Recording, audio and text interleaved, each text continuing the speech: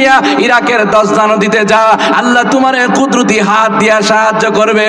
নওজোয়ান বলেন ইরাকের দজদা নদীতে গিয়া আমি যখন পানির বালতি দিয়া পানি সেচ দিলাম, 5 নাম্বার পানির বালতি উঠানোর পরে আসমান থেকে গায়েবী আওয়াজ শুনি, কে যেন রে একজন ফেরেশতাকে ডেকে ডেকে বলে, রে ফেরেশতা, আসমানের খোদার আসমানের রবের কাছে জুনাইদ বাগদাদির দোয়া কবুল হয়েছে, রে ফেরেশতা জলদি করে যা, এই নওজোয়ান আংটি পাবে না।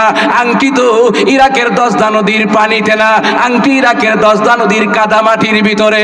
রে ফেরেশতা জলদি করে কাদামাটির ভিতর থেকে আংটি বের করে পরিষ্কার করে নওজোয়ানের পানির বালতির ভিতরে ঢুকায় দেয়। নওজোয়ান বলেন 6 নম্বর পানির বালতি যখন দিয়া আমি পানি শেষ দিলাম, আল্লাহি আল্লাহর নামে কসম খায়া বলেন, নওজোয়ান বলেন আমি তাকায় দেখি পানি যখন শুকনা জায়গায় নিক্ষেপ করেছি, পানির সাথে তাকায়া দেখি জগ জগ একটা স্বর্ণের আংটি পড়তে দেখা যায়।